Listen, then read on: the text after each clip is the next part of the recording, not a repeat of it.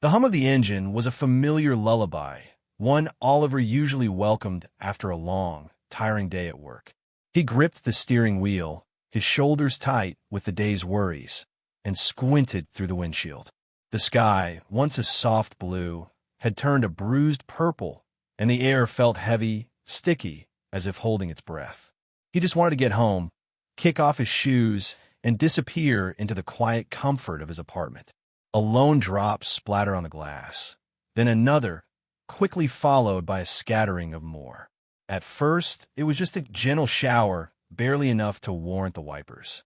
But the rain picked up speed, morphing into a steady drumbeat against the roof of his small sedan. Oliver flicked the wipers to their fastest setting, the blades swooshing back and forth like frantic little dancers trying to keep up. The world outside the car began to blur, softened by the relentless downpour. He sighed, wishing he'd left work 10 minutes earlier.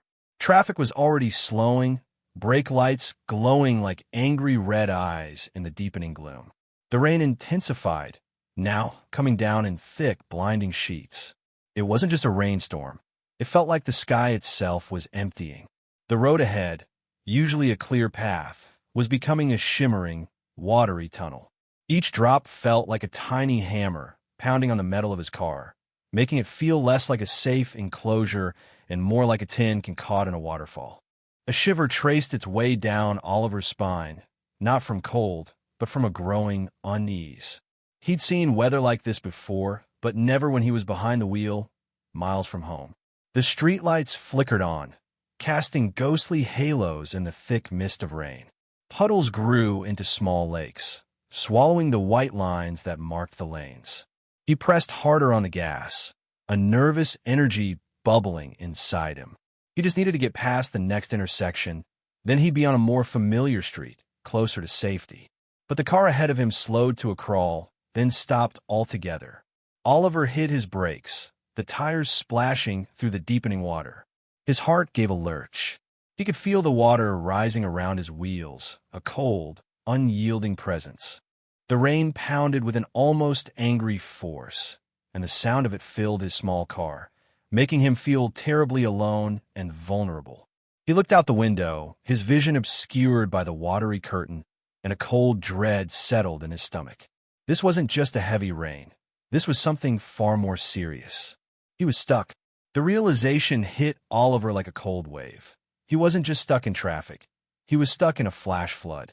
The water, a murky brown, swirled around his tires, inching higher with every passing minute. He watched, horrified, as a small branch, then a plastic bottle, floated past his window, carried by the surprising strength of the current. His car, usually a reliable friend, now felt like a fragile boat in a very angry river. He tried the gas pedal again, gently at first, then with more force. The engine whined in protest. The tires spun uselessly, kicking up sprays of water that instantly fell back into the rising tide. There was no grip, no movement forward or back. He was marooned. Panic began to prickle at his skin, a cold, sharp feeling. He fumbled for his phone, his fingers trembling slightly. No signal. Of course, just his luck. The rain continued its relentless assault, making it hard to see anything beyond a few feet. The world outside was a blurry, watery canvas, and the inside of his car, usually a comfort, now felt like a lonely cage. The drumming of the rain on the roof and windows was deafening, a constant reminder of his predicament. He felt a profound sense of isolation, cut off from everything and everyone. What if the water kept rising? What if it got inside the car? He imagined the cold, murky water seeping in, chilling him to the bone.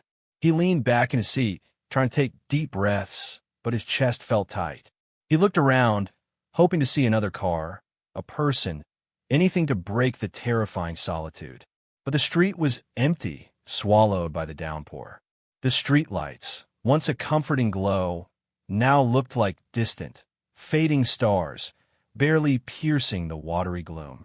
He felt a knot tighten in his stomach. He was alone, truly alone, with nothing but the pounding rain and the rising water for company. A sudden gurgle from beneath the car made him jump. Was the water reaching the exhaust pipe? He pictured his engine drowning, the car becoming completely useless. A wave of helplessness washed over him. He was a small, insignificant dot in a vast, angry flood. He closed his eyes for a moment, wishing he could fast forward through this terrifying experience. He just wanted to be safe, to be dry, to not feel so utterly at the mercy of the storm. He opened his eyes again, forcing himself to look out. The water was now well above his tires, lapping at the bottom of his doors. He could feel the gentle sway of the car, pushed by the current. It was a terrifying feeling, like being adrift. He felt a tear sting his eye, a mix of fear and frustration. This was bad, really bad. He had to stay calm, but staying calm felt impossible with the world dissolving into water around him. He was utterly, completely stranded. Oliver squeezed his eyes shut again, trying to push away the rising panic. He was truly stuck, truly alone. The image of his car slowly filling with water, of being completely submerged, flashed in his mind, making his breath catch. He opened his eyes, forcing himself to focus on anything but the terrifying reality. He peered through the watery haze, hoping for a miracle, a rescue boat, anything. Then a flicker of light caught his eye. Through the relentless sheets of rain, a shape began to form. Another car. Oliver's heart gave a hopeful thump. It was a larger vehicle, a sturdy-looking SUV, slowly making its way through the floodwaters, kicking up sprays that looked like miniature geysers. It wasn't moving fast, but it was moving.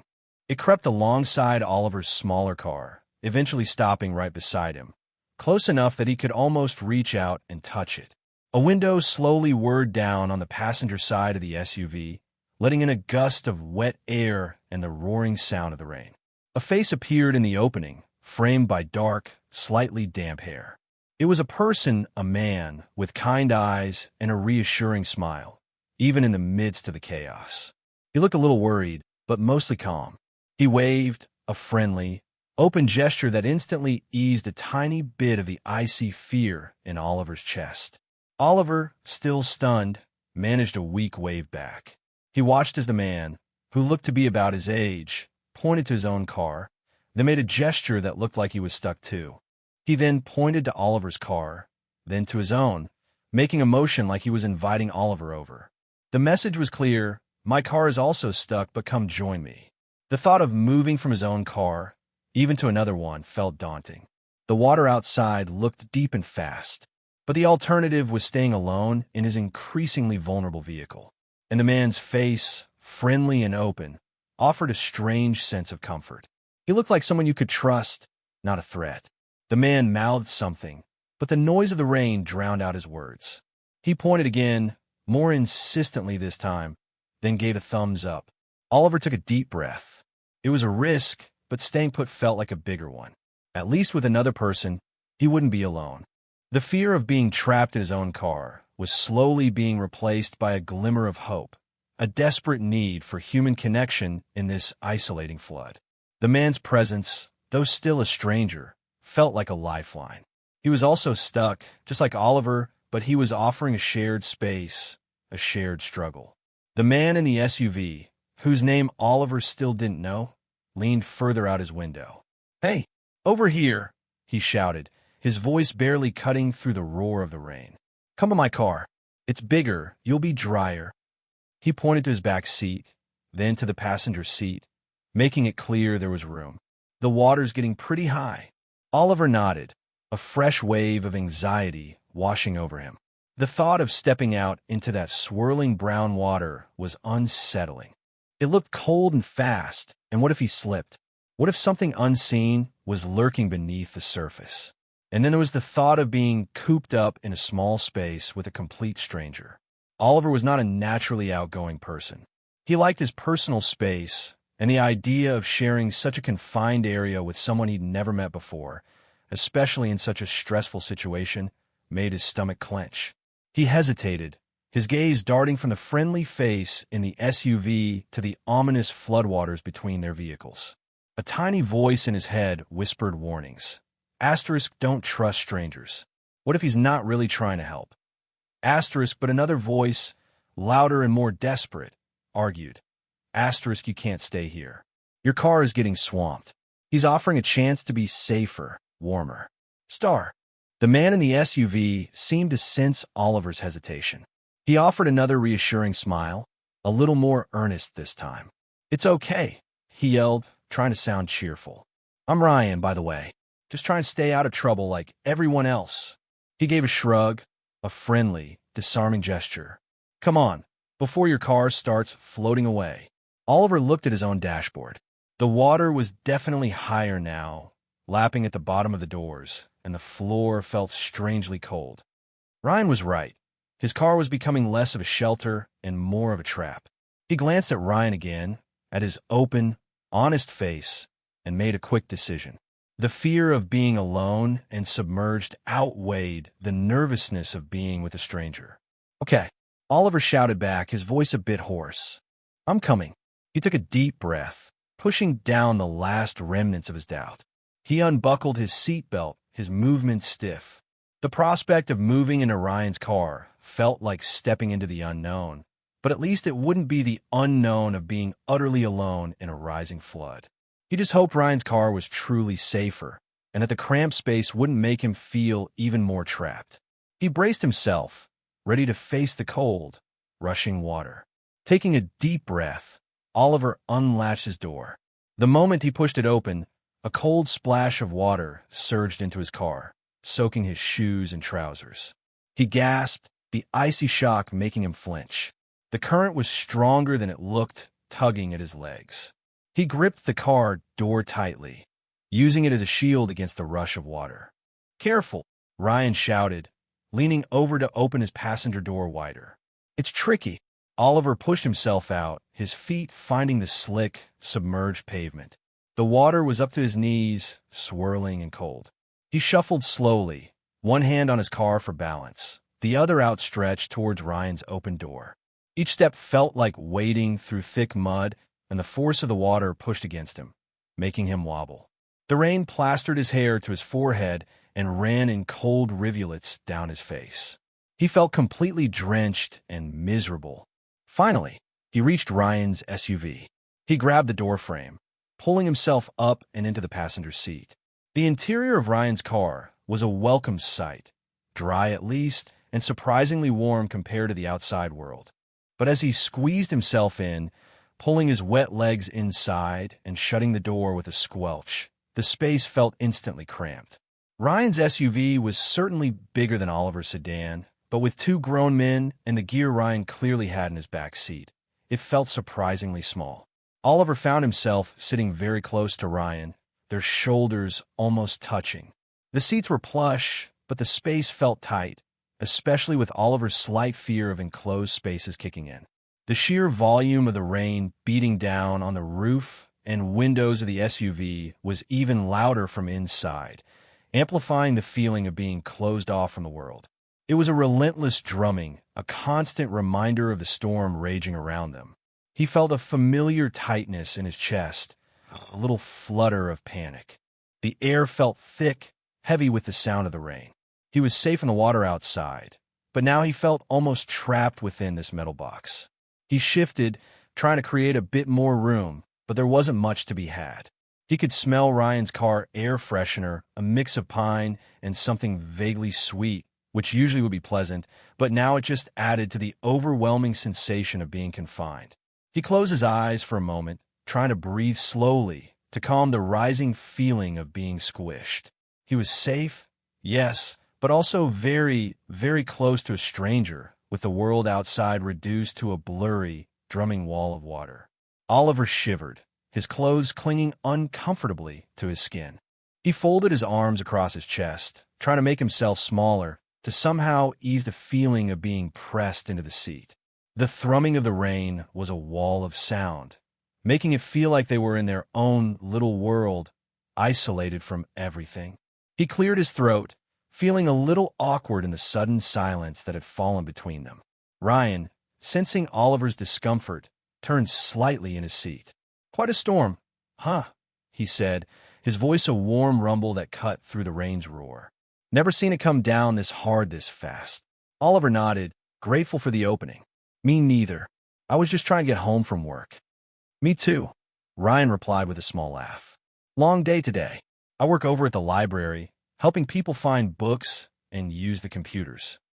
Oh, really? Oliver said, surprised. That's nice. I'm an accountant. So, my day was mostly numbers and staring at a screen. He managed a small smile. Numbers, huh? Not my strong suit, Ryan chuckled. I'm more of a story person. Books, movies, even just hearing about people's day.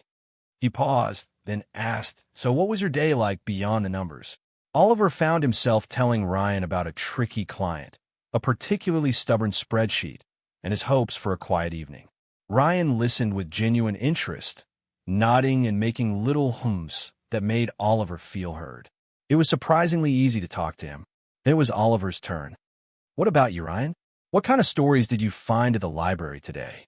Ryan launched into a funny tale about a little old lady who insisted a fictional character was real and wanted to check out a book by him. Oliver laughed, a genuine, hearty sound that surprised even himself. The sound was a welcome change from the earlier fear. As they talked, the tightness in Oliver's chest began to ease. He learned that Ryan loved old movies and had a cat named Mittens. Ryan discovered Oliver enjoyed baking bread on weekends and had a passion for hiking, though he hadn't done in a while.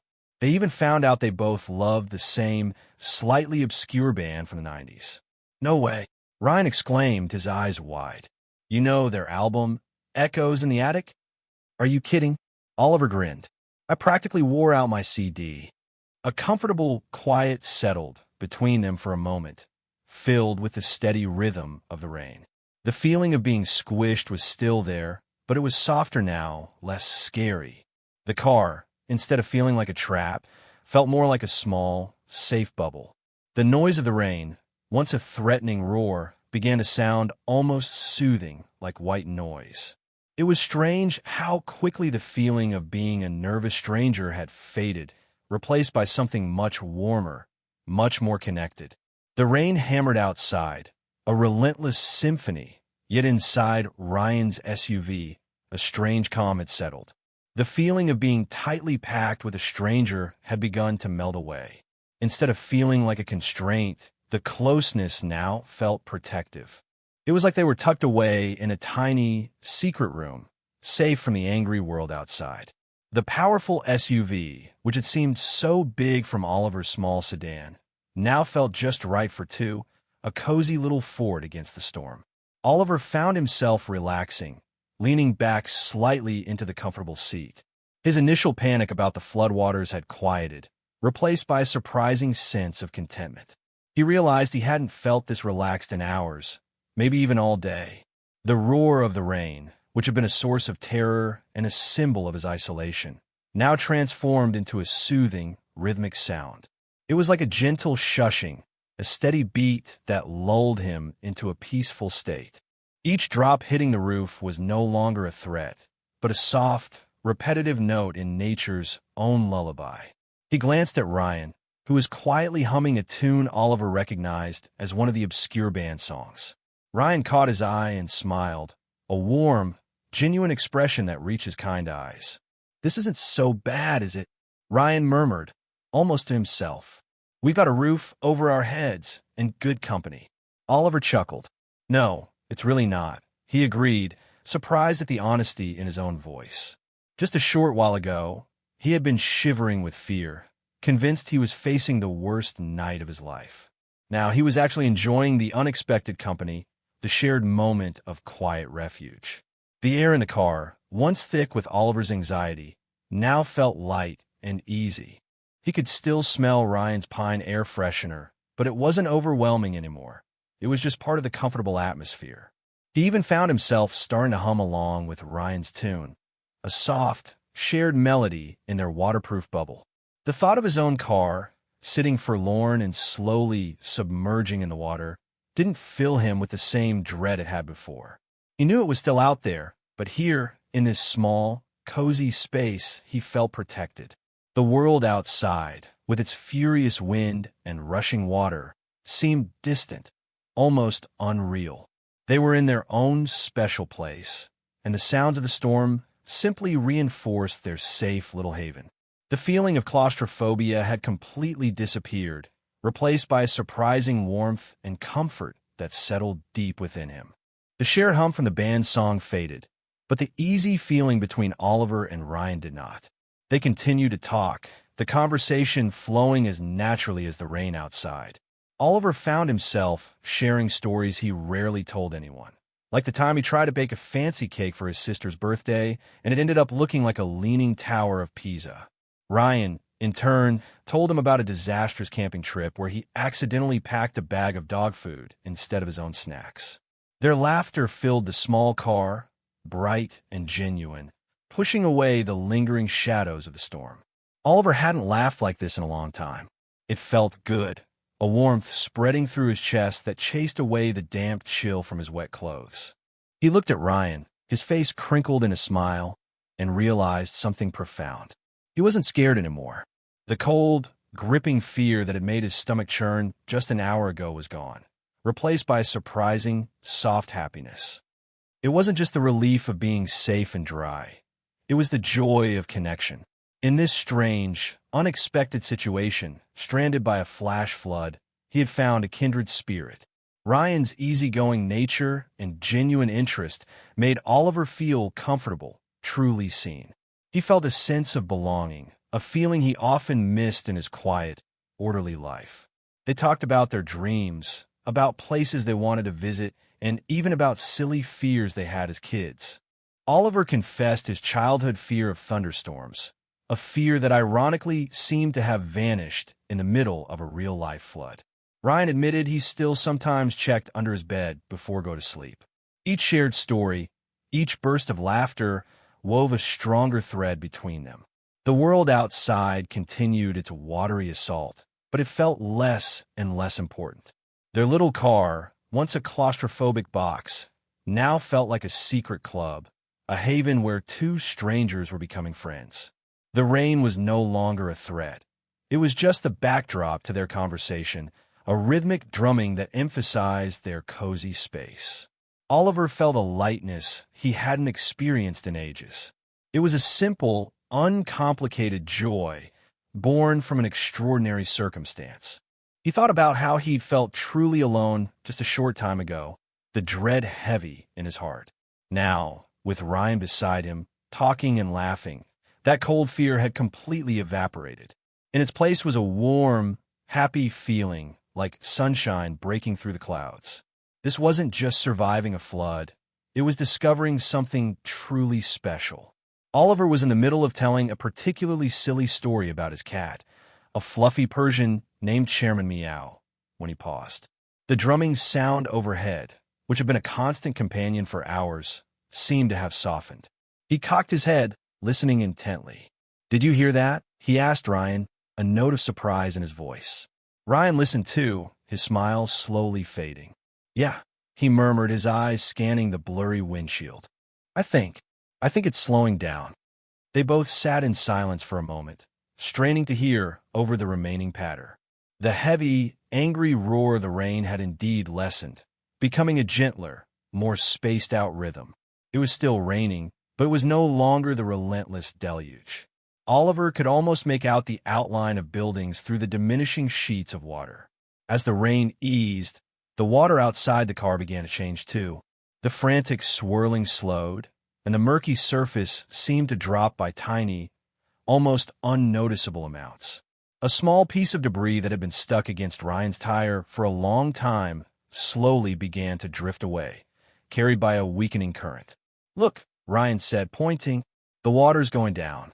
Oliver leaned forward, pressing his face close to the window. It was true.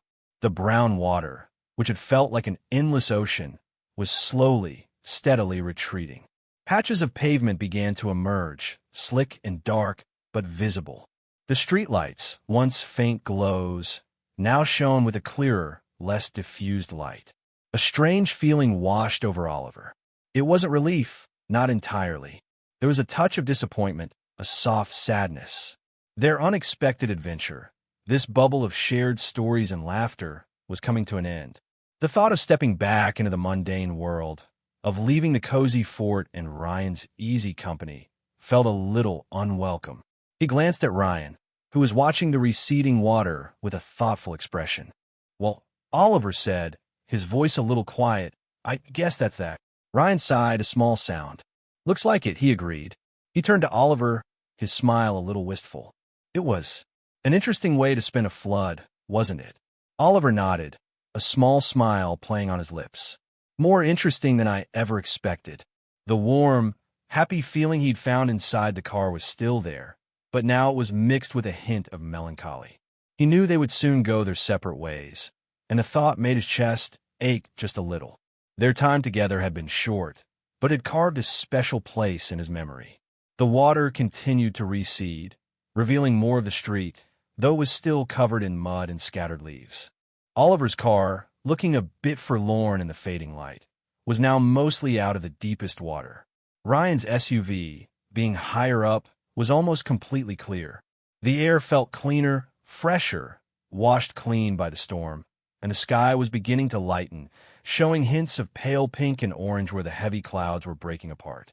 Well, Ryan said, his voice a little softer now that the rain wasn't roaring. Looks like we might be able to move soon. He sighed, a sound that held a touch of the same sadness Oliver felt. It was good meeting you, Oliver. You too, Ryan, Oliver replied, his voice equally quiet. He felt a pang in his chest. Was this it? Just a quick goodbye after such a strange, wonderful connection? He didn't want it to end. Hey, Ryan said suddenly, a brighter spark in his eyes. He reached for his phone, which had thankfully found a signal now. We should totally keep in touch. Maybe grab coffee sometime when it's not trying to drown us all. He offered a hopeful smile. Oliver's face lit up. Yes, I like that very much. He quickly pulled out his own phone, relieved to see a few bars of signal appear. They swapped numbers, each typing the digits into their phones with a sense of purpose. It felt like a small, important ceremony. I'll text you tomorrow, Ryan promised, his thumb hovering over the send button. Make sure you made it home okay. Please do, Oliver said, feeling a wave of warmth spread through him. The sadness of the ending moment was replaced by the excitement of a new beginning. He looked at Ryan, really looked at him, and a strong feeling settled in his heart. It felt like this meeting, this strange, unexpected friendship born out of flash flood, was more than just luck. It felt like fate. His car might have been stranded, his evening ruined, and his clothes soaked, but he had gained something far more valuable. He had found a friend, a connection that felt almost meant to be. The storm, which had started as a terrifying ordeal, had turned into a special gift. As the first weak rays of sunlight broke through the clouds, painting the wet world in soft colors, Oliver knew he would never look at a rainstorm the same way again. It wasn't just rain, it was the start of something new,